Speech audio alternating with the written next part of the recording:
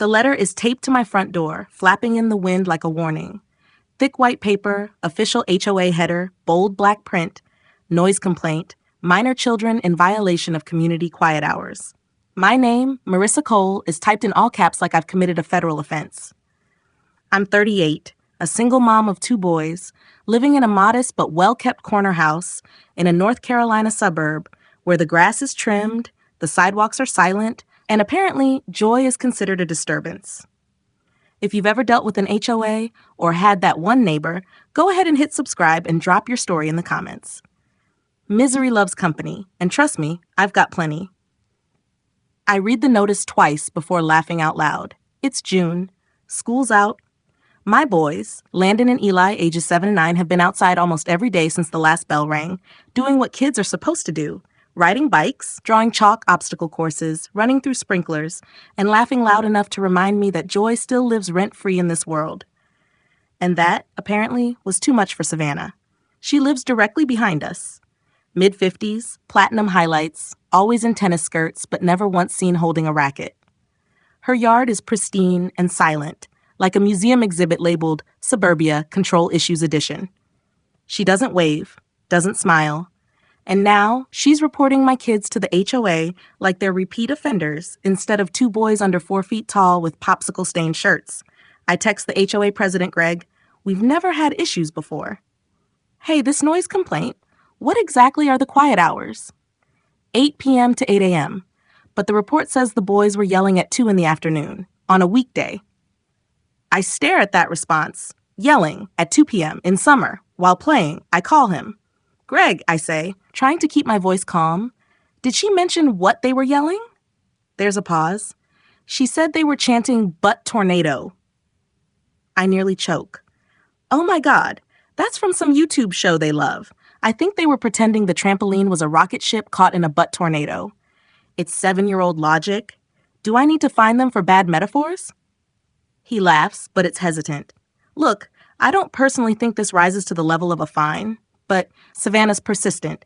If she keeps filing reports, I have to document it. She's filed more than 1? Another pause. 5. My brain goes quiet, and just like that, summer shifts. I sit the boys down that evening, my voice tight. "Guys, listen, Savannah's not happy with the noise, so we've got to keep it down a little." "But we weren't even being that loud," Landon says. "We were playing Space Storm Rescue," Eli adds. "You can't whisper through a space storm." I want to laugh. I want to say, "You're right, you're kids. It's summer. Keep yelling." But the truth is, I'm a single parent with limited legal wiggle room, and I can't afford a reputation in this neighborhood. Not with the school boundary lines drawn so tight, not with my job as a nurse pulling 12-hour shifts every 3rd day. So I say the thing that tightens something inside me. Just maybe play quieter for a while. It kills me to see them nod. They don't understand it. I barely do. But for the next few days, they try. They tiptoe through tag. They speak in library voices on the sidewalk. They ask if they can laugh indoors so we don't get in trouble. I hate it. Hate how fast their joy shrinks to fit someone else's rules. And then one night, I hear the sprinkler running and peek out the window. It's almost 7 p.m. Still light out. The boys are in the yard laughing, really laughing, for the first time in days. They've made a slip and slide out of a trash bag and half a bottle of dish soap. Eli goes flying across it like a deranged penguin, lands in a pile of grass and screams, "I am the butt tornado king!" I'm laughing before I even realize it. I grab my phone to take a video, and that's when I see her, Savannah. In her upstairs window, phone in hand, recording. I freeze. She sees me and doesn't stop. The next day, there's another letter. This time, it's a formal warning. Excessive noise. Repeated violations. Further complaints may result in fines or legal action. I want to scream or march over to Savannah's door and ask her what exactly she thinks childhood sounds like, but I know she won't answer.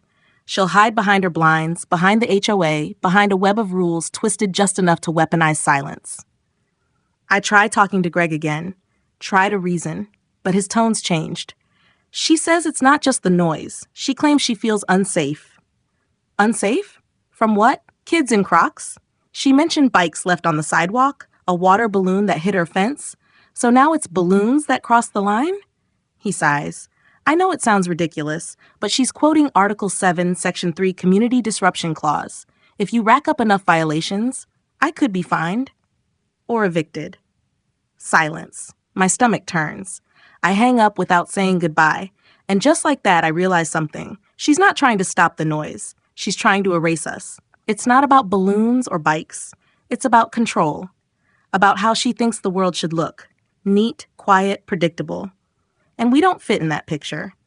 Well, if she thinks noise is a nuisance, she hasn't heard anything yet. I look out at the neglected side lot 2 houses down, just a patch of scrub grass and gravel, technically part of a long-forgotten public utility easement that nobody's claimed in years. It backs up directly behind Savannah's bedroom window. And that's when the idea takes root. Not revenge. Not exactly. Something better, something louder. I spend the next 2 days neck-deep in zoning codes. Not exactly how I plan to spend my PTO, but I'm a nurse. I'm used to reading thick, poorly formatted documents that threaten disaster if misread. And after all the noise complaints, I've already got a folder started. Savannah stuff, ironic font, bright red tab. That folder is about to become a blueprint. See, here's the thing about HOAs. They thrive on ambiguity, vague language, interpretations. But city zoning? That's concrete, literal. Less, Karen says your kid's laughter is an emotional hazard. More, Lot 302B has no assigned usage restrictions and falls within community recreation allowances. And guess what? That scrubby little easement, Lot 302B, city-owned, vacant, and available for temporary land use permit application. The woman at the zoning office is named Monica. She's probably in her 60s, wearing a sunflower lanyard and the kind of glasses that clip at the bridge. She reads over my proposal like she's seen everything and is dying to see more. So you're looking to use the lot as a community play space? She asks, eyes twinkling. Yes, for kids in the neighborhood, to safely play outside. You live? I show her my address. Her eyebrows lift. That's the one behind that HOA with all the complaints? I blink. You've heard? Honey, she says, tapping her keyboard, this office has an entire folder labeled HOA Overreach. We send each other screenshots. You're in good company. She approves the application on the spot. I pay a $50 processing fee and sign my name with hands that are still shaking. Not from fear, from adrenaline. By Thursday afternoon, I'm holding the permit in my driveway, staring at the lot with new eyes. The boys come out with their bikes and water bottles, stopping when they see the paper in my hand. What's that? Landon asks. This, I say, crouching down, is our golden ticket. They blink. A real playground? Eli whispers. Right there, I say, pointing. Right next to Savannah's house. He grins like I handed him the moon. We start small.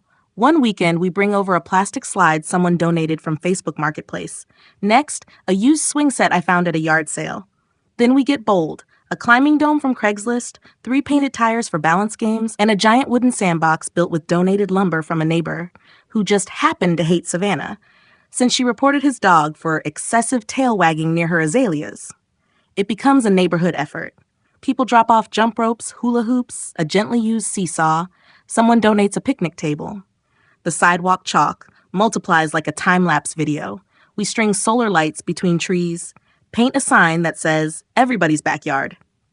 The best part? All of it is completely legal. The permit covers temporary recreational use. As long as it's safe, non-commercial, and open to public access, we're in the clear. No HOA jurisdiction, no fines, no community disruption violations.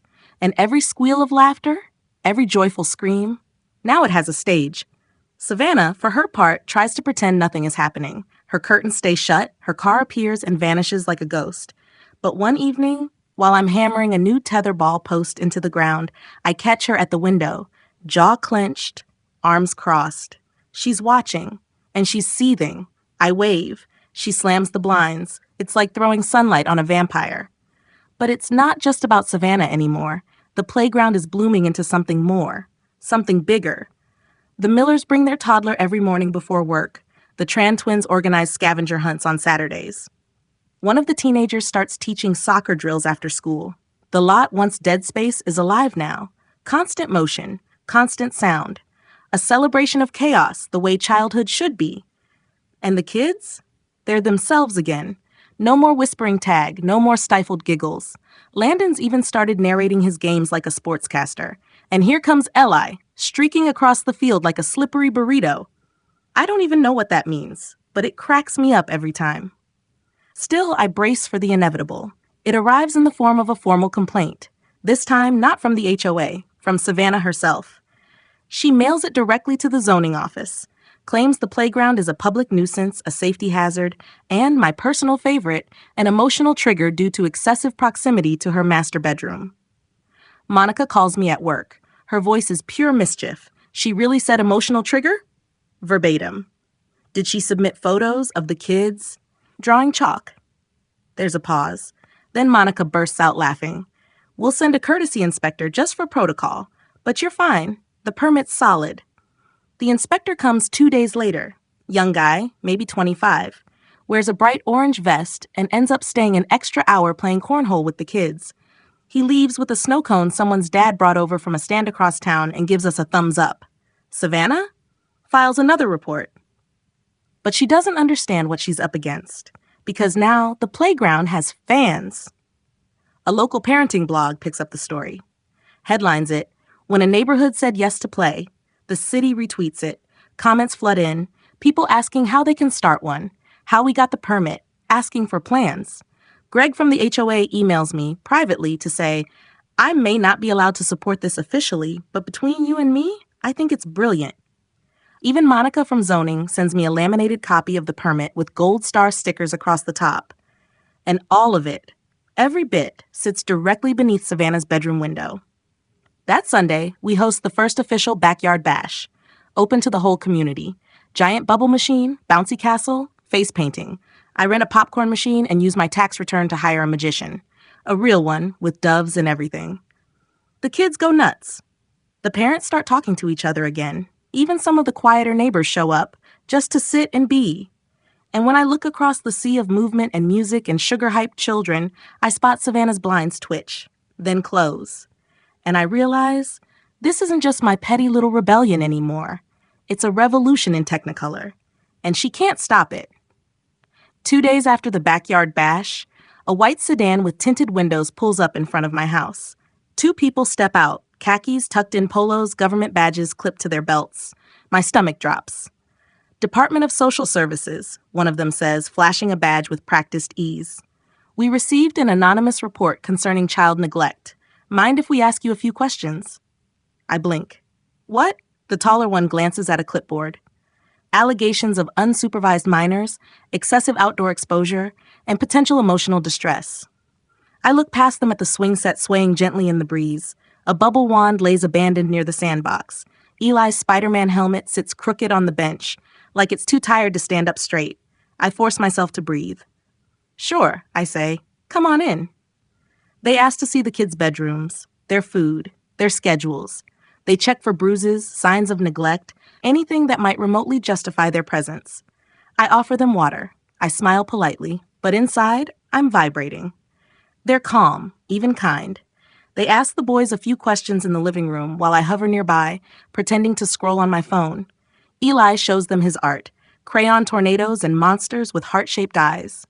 Landon builds a Lego spaceship with laser wings. The shorter one looks at me finally and says, honestly, this all looks fine. I nod, trying not to collapse with relief. We're obligated to follow up on every report, he continues.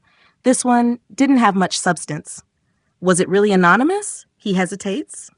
Officially, yes, but off the record? He glances toward the backyard. We've gotten reports from your block before. Same phrasing, same handwriting. I don't ask for a name.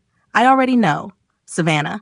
She didn't just try to stop the playground. She tried to weaponize the state. After they leave, I stand in the backyard, phone in hand, and watch the shadows shift across the lawn. My boys are fine. They're safe. But something's changed. Savannah crossed a line. And this? This isn't a petty feud anymore. This is war. But here's the thing about wars. They aren't always fought with fists or fire. Sometimes the loudest message you can send is joy, turned all the way up. So I go bigger. I launch a GoFundMe. Title, Let's Build the Loudest Playground in Town. I post a video. Nothing fancy. Just clips of the kids playing, parents smiling, the sign that says everybody's backyard. I include a link to the original HOA notice. I don't name Savannah, but I don't have to. The story tells itself. Within 72 hours, it hits $4,300. Someone from a podcast reaches out and wants to interview me. A swing set company offers a discount if we tag them in posts. I say yes to all of it. And the new plans? Oh, they're glorious. We're talking a full jungle gym, double-wide slide, shaded benches, a mini library box painted by a local artist, and my personal favorite, a motion-activated music pad that plays animal sounds every time a kid jumps on it. Imagine Old MacDonald turned into a dubstep remix every afternoon between 3 and 6. The first time we install it, a goose honks so loudly it startles a cat off a fence. The kids are delighted. And Savannah? Well, let's just say her windows stay shut now. Always. Like she's trying to block out the sound with glass and willpower. At one point, she tapes a handwritten letter to the side of her fence. To the mother behind the playground. You've made your point. Congratulations. Some of us have jobs, sleep allergies. This is not a public park. Please stop. I don't respond, but Eli draws a picture of a giraffe with sunglasses and slides it under her fence with a note that says, "You need to play more." She calls the HOA again. They send an official inquiry. Greg adds a sticky note that reads, "Had to file this to keep her quiet, but we're not acting on it." Savannah escalates. She hires a lawyer. I receive a formal cease and desist, alleging that the noise constitutes emotional harassment and environmental sabotage.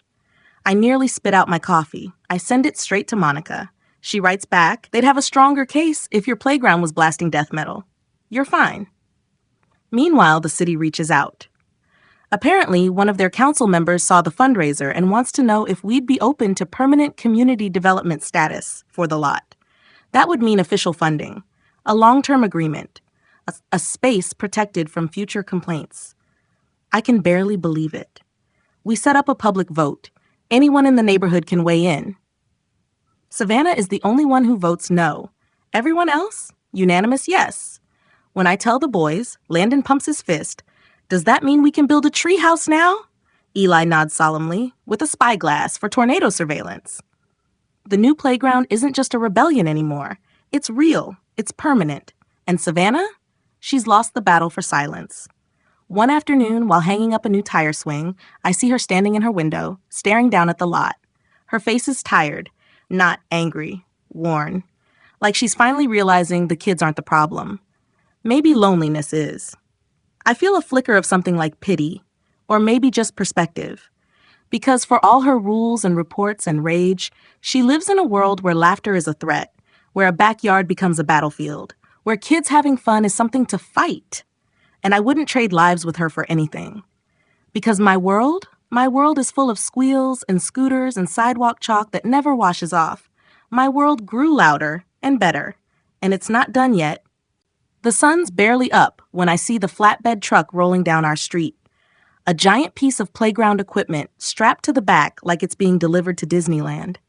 It's the new 3-level climbing tower, a behemoth of ropes, slides, and bright orange panels that look like a cross between a spaceship and a hamster maze.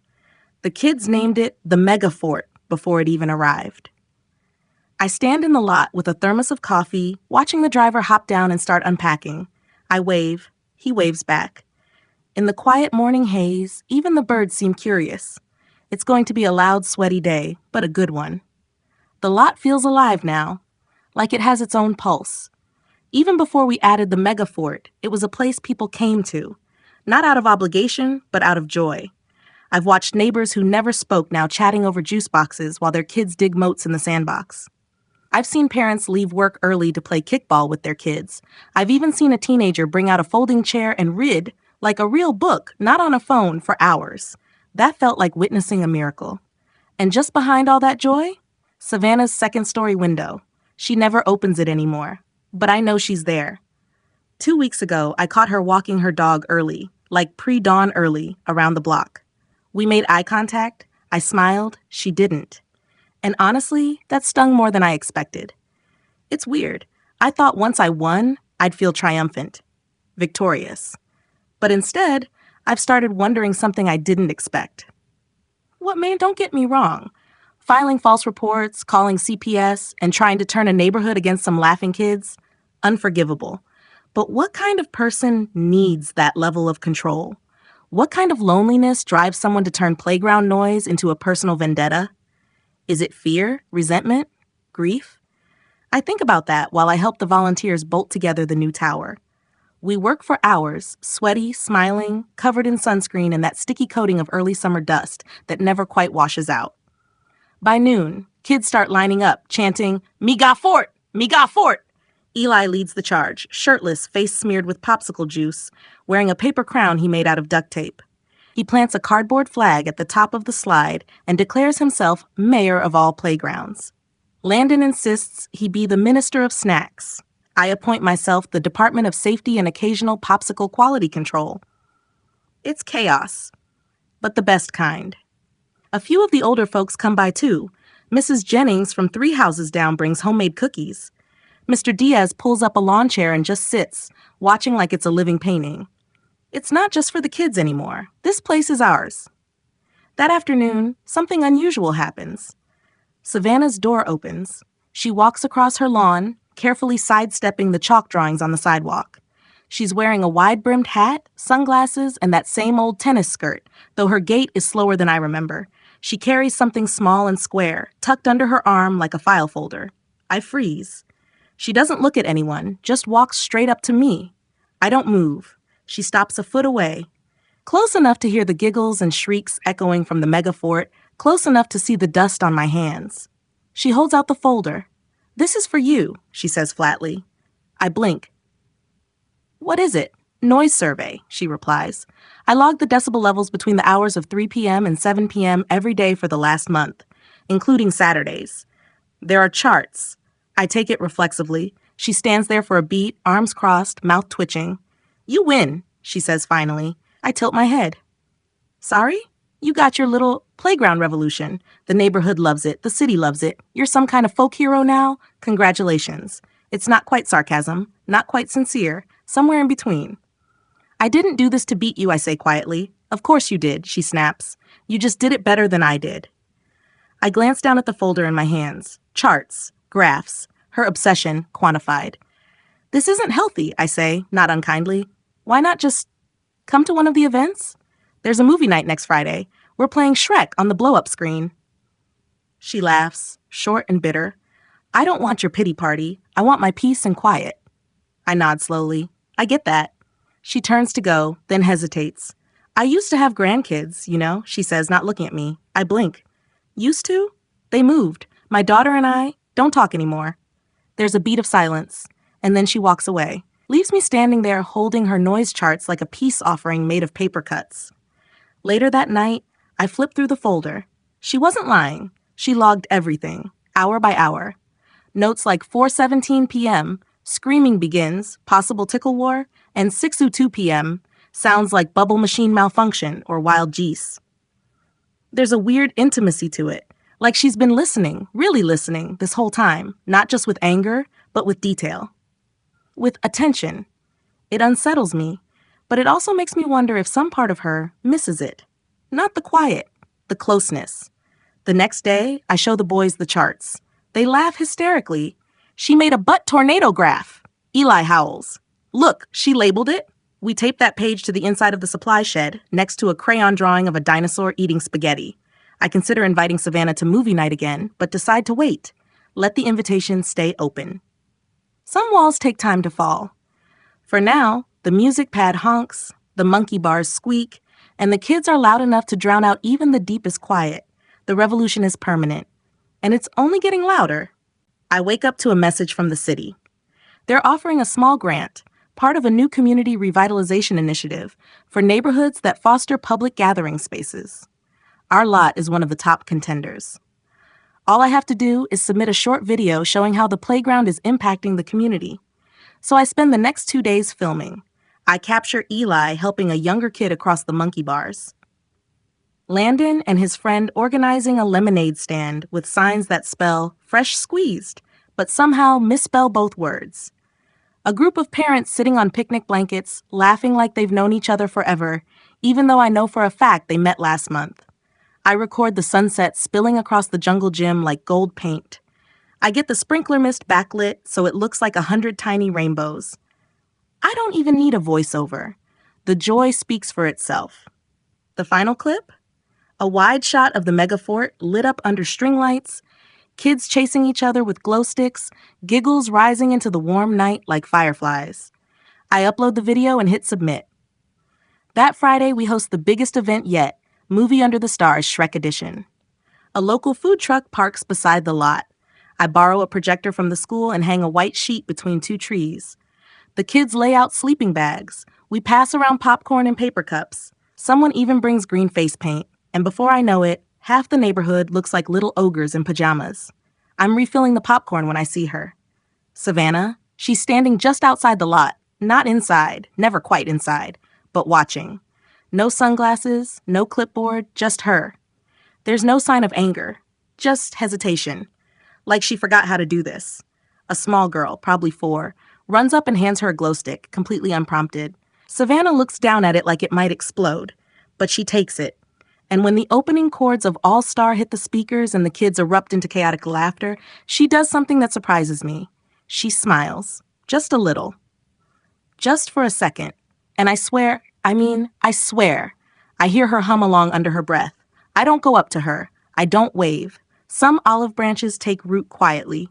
She stays for half the movie, doesn't speak, then disappears into the night. And for the first time, I don't feel like it's a win or a loss. It's just progress.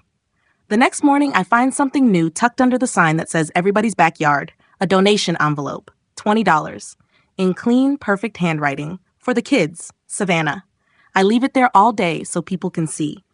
Not to shame her, to honor the shift. 2 weeks later, the grant comes through. We win. $5,000, enough to build a permanent shade structure, repair the old fence, and add rubber mulch for safety. The city even sends someone to install a real sign, engraved, weatherproof, official. It reads, Everybody's Backyard, a community space for play, connection, and joy. I cry when I see it. The boys roll their eyes but hug me anyway. Landon whispers, We made this real, didn't we? I nod, and then he yells, Butt tornado activation, and runs headfirst into a sprinkler. Classic. Over the next few weeks, we keep building. We add musical stepping stones that ding like a xylophone when you walk across them. A mural goes up on the back fence, painted by a local artist, funded by tips from the lemonade stand. It's a swirl of bright colors, cartoon kids, and a banner that says, Loud is beautiful. I don't know who suggested that phrase, but it sticks. It becomes a kind of motto. We even print it on shirts for the next fundraiser. And somewhere in all that momentum, the most unexpected thing happens. Savannah shows up. Not just watching, not just pacing at the edge of the sidewalk. She comes in. She's carrying a tray of homemade cookies, perfect little circles of snickerdoodles stacked like a peace treaty. She doesn't say anything at first, just places them on the table next to the juice boxes. Then she turns to me and says, I was wrong. My heart thumps.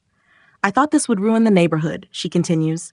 I didn't realize it would bring it back to life. I stare at her. She shrugs, glancing toward the swing set. I still like quiet, but maybe not that much quiet. I exhale, laugh just a little. You know, I say, there's a movie night next month.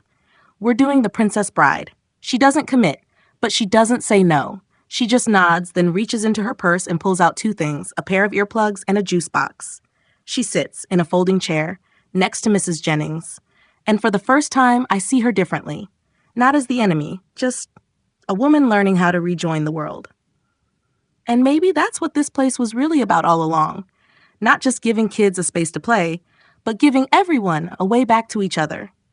Even the ones who fought it hardest. I'm sitting in a lawn chair at dusk, a popsicle slowly melting in my hand, when Landon flops beside me and says, You know what this place needs? I brace myself. Please don't say a zip line. A snack shack, I blink. That's actually not a bad idea. He beams like I just named him CEO of a startup. We can sell chips and juice, maybe slime. Eli chimes in from across the lot. And butt tornado t-shirts.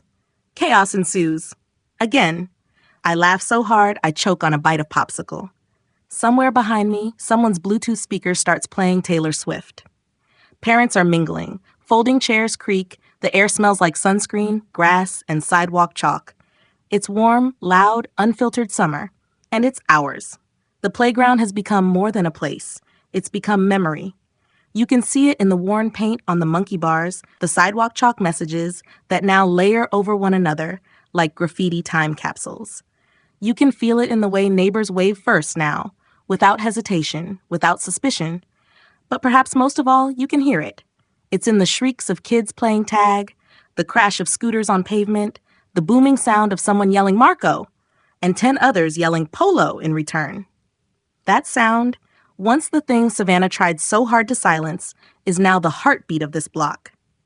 Sometimes I wonder what would have happened if I'd just backed down, if I'd apologized when she reported my boys, if I'd told them to stay inside, if I'd let fear of confrontation, of HOA notices, of false CPS reports, shrink my world down to something quieter, safer, smaller. But I didn't. And that one choice cracked something open, not just in my family, but in this whole neighborhood. It created space for laughter, for connection, for redemption. And yes, even for Savannah. Because these days, she comes. Not every day, not even most days. But sometimes, when the sun's not too strong and the music's not too loud, she pulls up one of those green folding chairs with the cup holders and just sits. She brings crossword puzzles, sometimes a book, never headphones. Once I even caught her handing out popsicles. Landon called her the snack queen for a week after that. She rolled her eyes but didn't correct him. And that might be the closest thing to a hug we'll ever get. I don't know her whole story. I never will. But I know enough now to see past the complaints, the calls, the charts. Beneath all that was someone afraid of losing control, of being left out, of noise that reminded her too much of what she'd lost. And somehow this messy little lot helped her step out of that silence. Sometimes, when I'm cleaning up after an event, gathering up juice pouches and hula hoops and half-drawn dinosaurs, I find little signs that people have started to care in ways I never asked them to. A trash bag tied neatly to the fence post, a note on a napkin that says, "Thank you for making this," a new book in the tiny library box, donated anonymously, "The Little Engine That Could." I add another, "Miss Rumphius." It's about a woman who plants flowers everywhere she goes, not for attention, but to make the world more beautiful. I think about that story a lot now, because that's what this playground has become, a field of color where there used to be complaints, a gathering place where there used to be fences, a reminder that joy is not a disturbance, it's a declaration. And when you protect it, amplify it, build a space for it to bloom, even the most reluctant neighbors might one day sit down beside you and offer you a cookie. So if you're watching this, and you've ever felt small in the face of rules, or judgment, or some self-appointed gatekeeper trying to dim your joy, let this be your reminder. You don't have to shrink to fit someone else's comfort. You can build something instead. And if that something includes a tetherball court, a snack shack, and a motion-activated goose honker, even better. Leave a comment if you've ever been on either side of the fence. If you've ever been the one trying to make space, or the one too afraid to join in. I want to hear your story. And don't forget to subscribe, because I've got a feeling this isn't the last time someone underestimates a group of kids with too much energy and one mom who just won't quit. Until then, we'll be out here, laughing, playing, living louder than ever.